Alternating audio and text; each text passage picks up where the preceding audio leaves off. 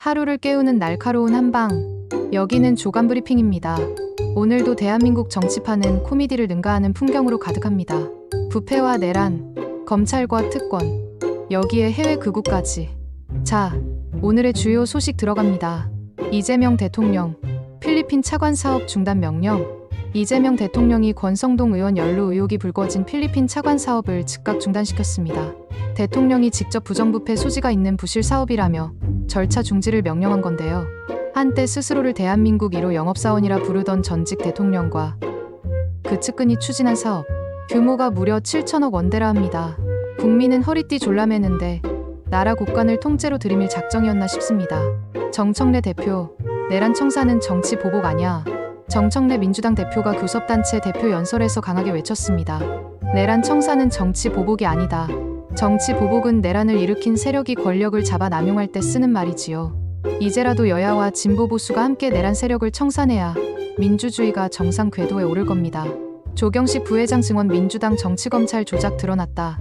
국회 청문회에서 나온 조경식 KH그룹 부회장의 증언. 민주당은 정치검찰의 조작 기소 실상이 드러났다며 즉각 재수사를 촉구했습니다. 국민의힘은 재판 뒤집기라며 반발했는데요. 거액의 돈이 오간 사건, 권력기관이 개입한 흔적이 있다면 재수사가 아니라 재판 정리가 맞는 표현 아닐까요? 장동혁 대표, 신천지 언론 여론조사 1위. 야권 대선주자 조사에서 장동혁 대표가 1위를 차지했다는 소식. 조사를 한 곳은 신천지 계열 언론사. 측근조차 이렇게까지 해서 1등하면 즐겁냐고 꼬집었는데요. 정작 웃픈 건 후보 명단에 조국 전 장관 이름은 있고 한동훈은 없었다는 사실. 과연 누가 기획했을까요? 패널 인증제 논란. 장동혁 대표가 방송 출연 패널을 당이 인증하는 제도를 도입하겠다고 밝혀 논란입니다. 전두환 시절 보도 지침이 떠오른다는 비판까지 나왔는데요. 정작 본인들이 불편한 목소리는 막고 싶었던 걸까요?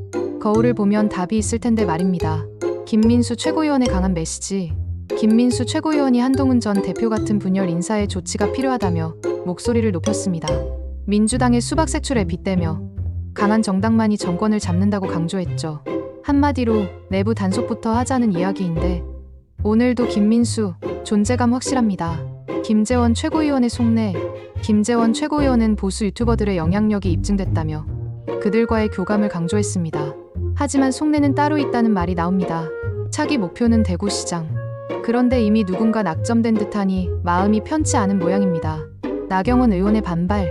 검찰청 폐지를 포함한 정부 조직 개편안에 대해 나경원 의원이 이건 개편이 아니라 개혁이라고 비판했습니다. 적어도 내란 반대, 탄핵 찬성이라도 외친 뒤라면 설득력이 있겠지만 지금은 그저 공허하게 울릴 뿐입니다.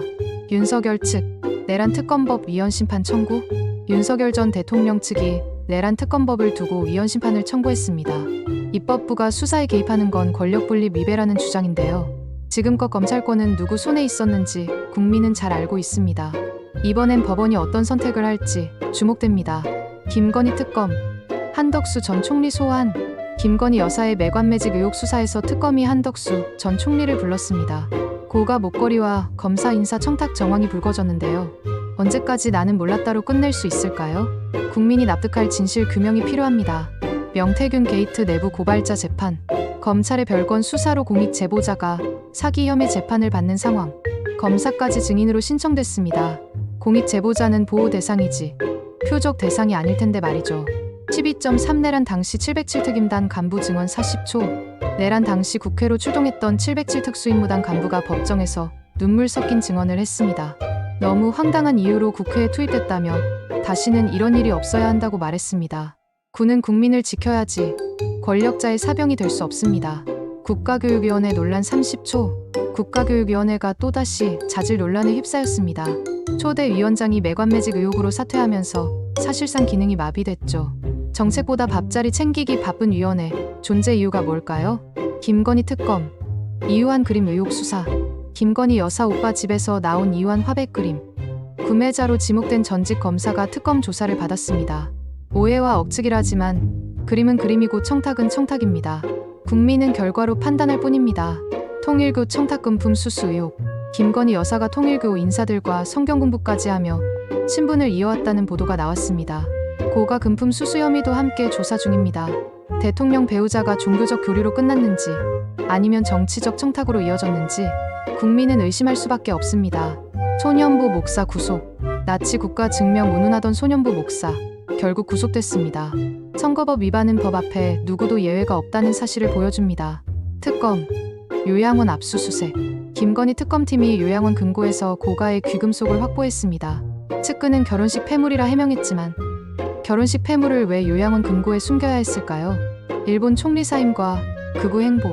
이시바 일본 총리가 전격 사임을 선언했습니다. 차기 총리 후보들은 혐한 발언, 야스쿠니 참배로 극우 행보를 이어가고 있죠. 역사를 망각한 정치인의 극우 질주는 결국 또 다른 갈등의 씨앗이 될 뿐입니다. 촉보 브리핑. 국민 10명 중 6명. 한국인 구금은 지나치다. 미 정부의 실망. 이 대통령.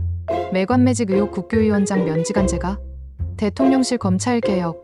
당정 갈등 없다 세부 조율 중. 권성동 체포동의안. 12일 본회의 표결 전망. 고민정 국힘. 김민정부터 조치해야 극우 정당 벗어난다. 김재섭 전환길. 허언으로 돈벌이 중 먹이 주면 안 돼. 박정아 한동훈.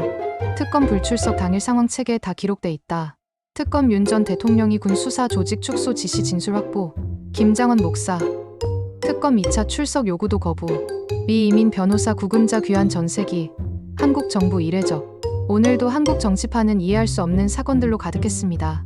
부패와 내란, 검찰과 특권하지만 국민은 다 보고 있습니다. 하루를 깨우는 날카로운 한방.